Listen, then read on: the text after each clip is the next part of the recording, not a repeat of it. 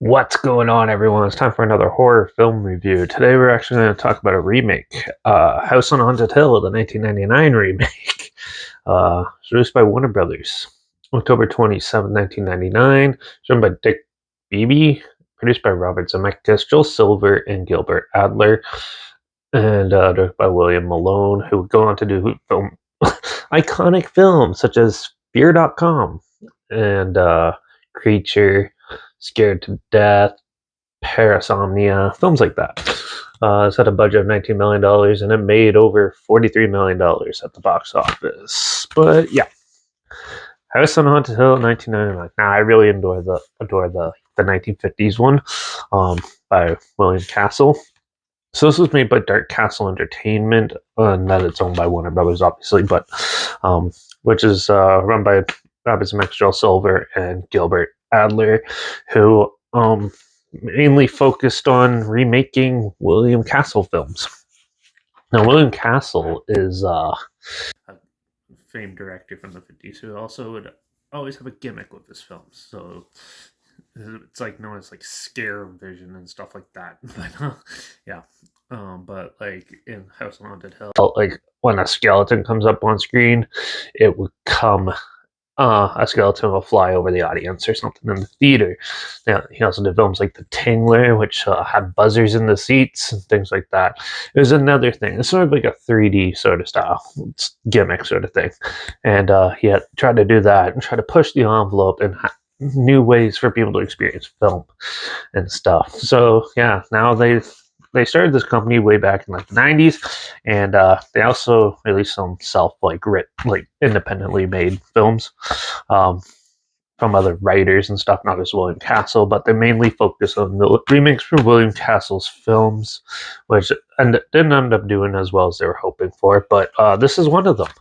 And yeah, so House on Haunted Hill is basically the story of a rich millionaire and his wife come up with an idea to invite all 5 friends to a dinner party where they're going to lock them in the house and they have to survive the night. And if they do, they win a substantial amount of money. And they'll have fun and games basically with them, trying to scare them and stuff. Yeah. Overall, and then obviously, as the night progresses, they realize the place is actually haunted. In the original, it's a house. This one's an insane asylum, and yeah, they realize the spirits are actually pretty angry. Now, this is pretty far off from the original. The original, it's actually them and the caretakers playing jokes on the people and scaring them half to death, where they could actually leave and stuff. But then it's sort of like a murder mystery sort of type of take, but with ghosts. And this one is no different, except they're in an insane asylum, and I think they pretty much get murdered and disappear and things. Yeah. So overall, I thought the acting was pretty decent in this, and the cinematography is pretty good for what it was. This is definitely 1990 schlock, though. This is definitely not for. If you're looking for a very serious horror film, this is not it. This one's pretty much a money grab, basically, for the Halloween season of 1999. It's not. It's very cheesy and ridiculous, and it was like that when it was released. So yeah, when the film starts at Universal Studios with the Hulk roller coaster in it, yeah, this is not going to be the most serious film, especially when you're trying to make a horror remake. This one's obviously not going to be iconic like the other one, original. But yeah, so yeah, the shooting locations were a little odd, but I like how they changed it to an insane asylum. The setting was pretty well done. Even the ghost scenes and stuff like that looked pretty decent for what it was. It is that 90s cheesy computer composited ghosts, but for what it was, it worked. But overall, I thought the story was pretty bland, and it definitely did not have.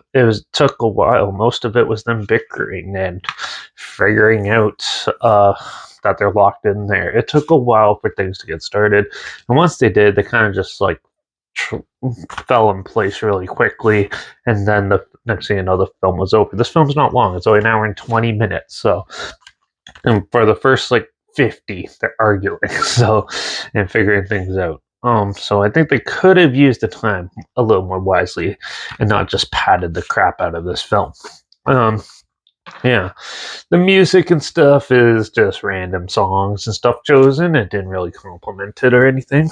And yeah, so and some of the characters didn't really have very much screen time. Some of the you got some pretty big stars from the '90s and barely used them and stuff. But yeah, it was cheesy but boring at the same time. It's not the most inviting type of horror film to watch. It's pretty slow and stuff, and overall it wasn't that interesting. And yeah, it just made for a dull watch. So I'm gonna give House on Haunted Hill and the 1999 remake a 2 out of 5.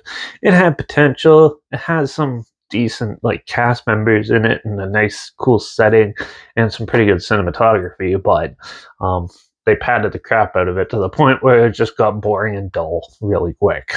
And it's really cheesy. So yeah, but if you like cheesy stuff, you might actually be interested in this. So maybe check it out. But if not, it is on Tubi. Tubi, if you want to check it out, I'll actually link it down below. So that's where you can watch it for free, down there. Also, link down below is my Instagram. That's where I always post clips of films and review in the future. All my stories, the film down hashtag and subject on film and hashtags, so you're aware of it. Also, my Letterbox down below to reviews. That's where I post my first targeting after watching the films. And my Twitter's down below at reviews and Derek. So follow me on those platforms. Stay in loop with this channel. Like this video, share some more people aware of it, comment your opinions of the film down below if you have any. And if you have any films or film franchise in any genre and on any streaming service, let me know. And let me know in the comments if you want me to do any of those in the future.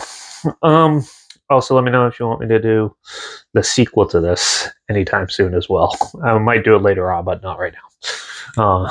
Yeah, Return to House on Haunted Hill.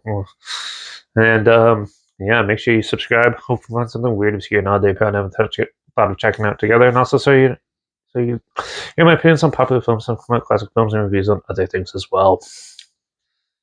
And don't forget to subscribe for more film reviews. The next couple reviews are actually show reviews. So, like, I just got back from going to a hardcore punk show, Stick to Your Guns with Come Back Kid, and Orthodox and Spirit World at the Opera House in Toronto. So I'm going to review that in the next review. So make sure you tune in for that and for other film reviews. And that's it for this one. So yeah, watch out for all those crazy haunted houses out there owned by billionaires where they try to torment their friends. And I guess I'll see you all in the next review. So until then, cheers.